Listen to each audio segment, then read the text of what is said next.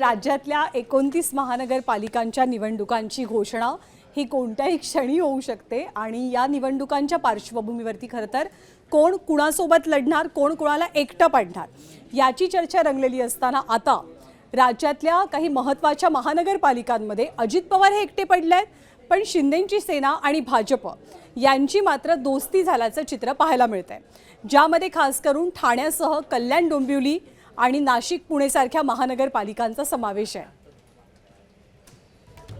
सगळ्याच महापालिकांमध्ये महायुती म्हणून लढणं शक्य नसल्याची जाणीव ट्रिपल इंजिन सरकारला झालेली दिसते।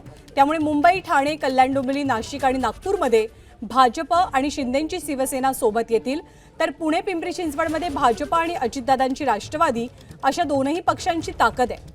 महापालिका निवडणुकांसाठी दोन्ही राष्ट्रवादीची हातमिळवणी होऊ शकते का याबाबतीत आत्ताच चाचपणी सुरू झाली आहे। काही ठिकाणी या पर्यायाचं स्वागत होतंय, तर काही ठिकाणी जोरदार विरोध सुद्धा।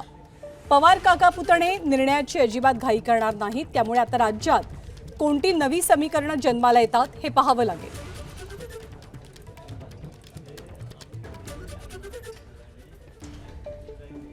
तर आगामी पालिका निवडणुकांसाठी कुठे कुठे शिवसेना आणि भाजप यांची आपल्याला एकत्रित युती पाहायला मिळते। कोणत्या जागा किंवा कोणत्या महापालिका हे एकत्रितरित्या लढवतील त्यावरती आपण एक नजर टाकूया।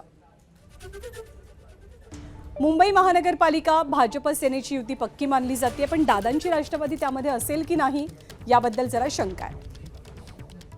ठाण्यामध्ये सुद्धा शिंदेंची सेना आणि भाजप एकत्रित निवडणुका लढवतील। ठाण्यापाठोपाठ कल्याण डोंबिवलीमध्ये सुद्धा आपल्याला हेच चित्र पाहायला मिळेल। कल्याण डोंबिवली पाठोपाठ आणखी कोणत्या महानगरपालिका आहेत तेही आपण पाहूया। नाशिकमध्ये सुद्धा दादा हे थोडेसे एकाकी दिसत आहेत, पण भाजप शिवसेना एकत्र येण्याची जोरदार चर्चा आहे। त्याचबरोबर नागपूरमध्ये, मुख्यमंत्र्यांच्या नागपूरमध्ये सुद्धा शिवसेना भाजपची युती आपल्याला पाहायला मिळेल। आणि या सगळ्याच्या पार्श्वभूमीवरती एकनाथ शिंदे यांनी त्यांची भूमिका स्पष्ट केली आहे किंवा त्यांनी या घडामोडींबद्दल काय प्रतिक्रिया दिली आहे ती सुद्धा आपण पाहूया। आगामी महापालिकेच्या निवडणुका आम्ही महायुतीने लढणार आणि महायुतीत जिंकणार। स्वबळाचा नारा हा दिला जातोय, त्या संदर्भात काही स्पष्टोक्ती आहे, काही ठिकाणी अजूनही। माझी मुख्यमंत्र्यांच्या बरोबर चर्चा झाली, तिथे प्रदेश अध्यक्ष बावनकुळेजी, रवींद्र चव्हाण सगळे तिकडे होते आणि आमची सर्व चर्चा झाली, महायुतीने लढण्याचा निर्णय झालेला आहे।